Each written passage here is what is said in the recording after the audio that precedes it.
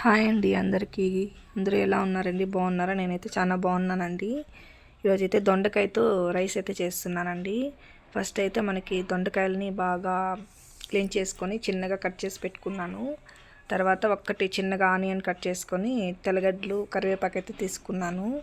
తర్వాత పెనం పెట్టుకొని అందులోకి అయితే కొంచెం ఆవాలు అయితే వేసుకున్నాను. కొంచెం వేడైన తర్వాత చిటపటలాడాలి. కొంచెం ఆవాలు చిటపటలాడిన తర్వాత మనము కట్ చేసి పెట్టుకొని ఆనియన్స్ అయితే వేసుకోవాలి. ఆనియన్స్ కూడా బాగా ఫ్రై చేసుకోవాలి. ఫ్రై చేసుకున్న తర్వాత మనకి చిన్నగా కట్ చేసి పెట్టుకుంటాం కదా తెల్లగడ్డలు, అవి అయితే కూడా వేసేసుకున్నాను. కొంచెం కరివేపాకు వేసుకున్నాను.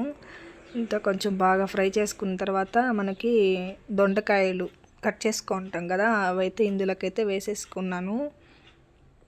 దొండకాయలు అంతా బాగా ఫ్రై చేసుకోవాలి. కొంచెం ఇవి బాగా మగ్గాలంటే మనము సాల్ట్ అయితే వేసుకోవాలి.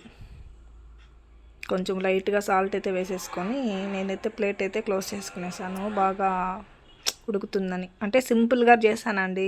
మార్నింగ్ బ్రేక్ఫాస్ట్ ఈజీగా సింపుల్గా చేసుకోవాలి అనుకునే వాళ్ళు, కొంచెం త్వరగా చేసుకునే వాళ్ళైతే కొంచెం ఫాస్ట్గా అయిపోతుంది. సింపుల్ రెసిపీ అండి. ఎవరికైనా నచ్చినట్టయితే కామెంట్ చేయండి. చూడండి, ఇందులోకి అయితే ఉప్పు అంతా వేసేసుకొని లాస్ట్లో కొంచెం పసుపు అయితే కూడా యాడ్ చేసుకున్నానండి. కొంచెం ప్లేట్ అయితే మూసిపెట్టినామంటే క్లోజ్ చేసుకుంటే కొంచెం ఫ్రై అనేది బాగా తొందరగా ఇదవుతుంది. అందుకనేసి చూడండి, కొంచెం పసుపు అయితే వేసుకున్నాను. ప్లేట్ మూసిన తర్వాత తొందరగా ఫ్రై అయిపోతుందండి దొండకాయ అనేది.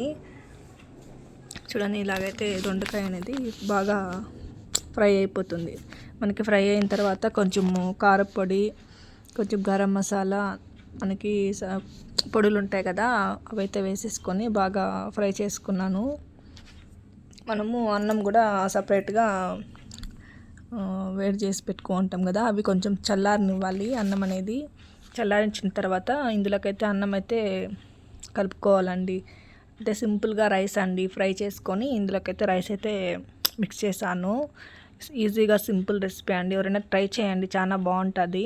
ఎవరైనా దొండకాయ తినకుండా ఉంటారు కదా, అలాంటి వాళ్ళు ఇలా చేసుకొని తినండి, చాలా బాగుంటుందండి. Thank you for watching. Bye అందరికీ.